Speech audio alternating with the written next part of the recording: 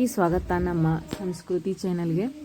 ಇವತ್ತು ಏನು ಹೇಳ್ತಾ ಇದ್ದೀನಿ ಅಂದರೆ, ತುಂಬ ಸರಳವಾಗಿರೋದೊಂದು ರೆಸಿಪಿ ಹೇಳ್ತಾ ಇದ್ದೇನೆ. ಒಂದು ಬೌಲ್ ಗೋಧಿ ಹಿಟ್ಟು ತೊಗೊಂಡು ಮಸಾಲ ದೋಸೆ ಮಾಡೋದು ತೋರಿಸ್ತಾ ಇದ್ದೇನೆ. ಅದಕ್ಕೆ ರುಚಿಗೆ ತಕ್ಕಷ್ಟು ಉಪ್ಪನ್ನ ಹಾಕಬೇಕು ಮತ್ತು ಅಲ್ಲ ಪೇಸ್ಟ್ ಹಾಕ್ತಾ ಇದ್ದೇನೆ. ನೀವು ಬೇಕಾದರೆ ಅಲ್ಲ ಬೆಳ್ಳುಳ್ಳಿ 2 ಪೇಸ್ಟ್ ಹಾಕ್ಬೋದು. ಮತ್ತು ಒಣಗಿದ ಮೆಣಸಿನಕಾಯಿನ ಸ್ವಲ್ಪ ಕ್ರಷ್ ಮಾಡಿ ಹಾಕ್ತಾ ಇದ್ದೇನೆ. ಅವು ಇಲ್ಲ ಅಂತಂದರೆ ಖಾರದ ಪುಡಿ ಕೂಡ ಹಾಕಬಹುದು. ಮತ್ತು ಸಣ್ಣಗೆ ಹೆಚ್ಚಿದ ಕೊತ್ತಂಬರಿನ ಹಾಕಿದ್ದೇನೆ. ಸ್ವಲ್ಪ ತುಪ್ಪನ ಹಾಕ್ಕೊಂಡು ಕಲಿಸ್ಕೋಬೇಕು. ತುಪ್ಪ ಹಾಕಿದರೆ ತುಂಬ ಚೆನ್ನಾಗಿ ಟೇಸ್ಟ್ ಬರುತ್ತೆ. ಇಲ್ಲಾಂದರೆ ಎಣ್ಣೆ ಕೂಡ ಹಾಕ್ಕೋಬೋದು, 1-2 ಸ್ಪೂನಷ್ಟು. ಮತ್ತು ಚೆನ್ನಾಗಿ ಕಲಿಸ್ಬೇಕು. ಹುರಿದ ಜೀರಿಗೆ ಪುಡಿ ಇದ್ದರೂ ಕೂಡ ಹಾಕ್ಕೊಂಡ್ರೆ ತುಂಬ ಟೇಸ್ಟ್ ಬರುತ್ತೆ. ನನ್ನ ಹತ್ರ ಜೀರಿಗೆ ಪುಡಿ ಸದ್ಯ ಇಲ್ಲ, ಅದಕ್ಕೆ ಹಾಗೆ ಮಾಡ್ತಾಯಿದ್ದೇನೆ. ಜೀರಿಗೆ ಹಾಕದಿದ್ರೂ ಚೆನ್ನಾಗಿ ಟೇಸ್ಟ್ ಬರುತ್ತೆ. ಚೆನ್ನಾಗಿ ಕಲಿಸ್ಕೊಳ್ಬೇಕು. ಇದಕ್ಕೆ ನೀರನ್ನ ಹಾಕಬೇಕು.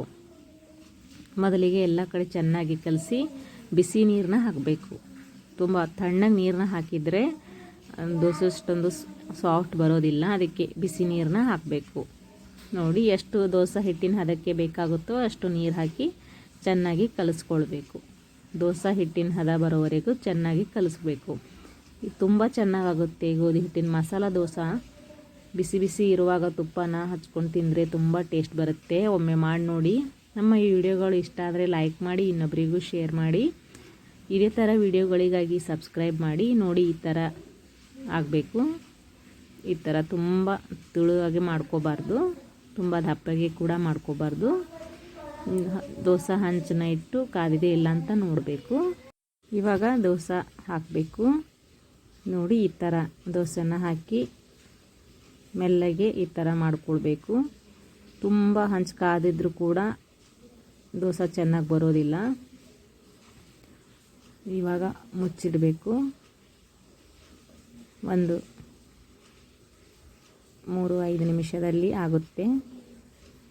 ಹಂಚನ್ನು ಯಾವುದು ಇರುತ್ತೆ ಅದ್ರ ಮೇಲೆ ಡಿಪೆಂಡ್ ಆಗಿರುತ್ತೆ. ಕೆಲವೊಮ್ಮೆ ಬೇಗ ಇಳುತ್ತೆ, ಕೆಲವೊಮ್ಮೆ ಸಮಯ ಬೇಕಾಗುತ್ತೆ. ನೋಡಿ, ಎಲ್ಲ ಕಡೆ ಚೆನ್ನಾಗಿ ನೀರಿನ ಅಂಶ ಎಲ್ಲ ಹೋಗಿದೆ ನೋಡಿ. ಇವಾಗ ಸುತ್ತಲಿನಿಂದ ತೆಗಿಬೇಕು. ನೋಡಿ, ಈ ಥರ ನೀವು ಟ್ರೈ ಮಾಡಿ ನೋಡಿ. ಈ ಮಳೆಗಾಲದಲ್ಲಿ ತುಂಬ ಟೇಸ್ಟ್ ಬರುತ್ತೆ. ಬಿಸಿ ಬಿಸಿಯಾಗಿ ಮಾಡ್ಕೊಂಡು ತಿಂದರೆ ಮಕ್ಕಳು ಕೂಡ ತುಂಬ ಇಷ್ಟಪಟ್ಟು ತಿಂತಾರೆ. ಬಾಕ್ಸಿಗೆ ಕೂಡ ಹಾಕಿದ್ರು ತುಂಬ ಸಾಫ್ಟಾಗಿರುತ್ತವೆ. ಇಂದ ಮಾಡಿರೋ ದೋಸೆ ಅಷ್ಟೊಂದು ಸಾಫ್ಟಾಗಿ ಕೆಲವೊಮ್ಮೆ ಬರುತ್ತೆ, ಕೆಲವೊಮ್ಮೆ ಬಾಕ್ಸಲ್ಲಿ ಹಾಕ್ಕೊಟ್ರೆ ಅಷ್ಟೊಂದು ಚೆನ್ನಾಗಿರೋದಿಲ್ಲ. ಅವು ಬಿಸಿಯಾಗಿ ತಿನ್ನಬೇಕು. ಇವು ಹಾಗಲ್ಲ. ನೀವು ಬೆಳಗ್ಗೆ ಹಾಕ್ಕೊಟ್ರೆ ಸಾಯಂಕಾಲವರೆಗೂ ತುಂಬ ಸಾಫ್ಟಾಗಿ ಸ್ಮೂತಾಗಿ ಇರುತ್ತವೆ. ಎರಡೂ ಕಡೆ ಚೆನ್ನಾಗಿ ಬೇಯಿಸ್ಕೊಳ್ಬೇಕು. ಸಬ್ಸ್ಕ್ರೈಬ್ ಮಾಡಿದವರಿಗೆಲ್ಲ ನನ್ನ ಧನ್ಯವಾದಗಳು. ತುಪ್ಪ ಅಥವಾ ಎಣ್ಣೆನ ಹಚ್ಚಿ ಎರಡೂ ಕಡೆ ಚೆನ್ನಾಗಿ ಬೇಯಿಸ್ಕೊಂಡ್ರೆ ಈ ಥರ ಎಲ್ಲ ಕಡೆ ಬ್ರೌನ್ ಕಲರ್ ಹಾಕಿ ಚೆನ್ನಾಗಿ ಉಬ್ಬಿ ಬರುತ್ತೆ.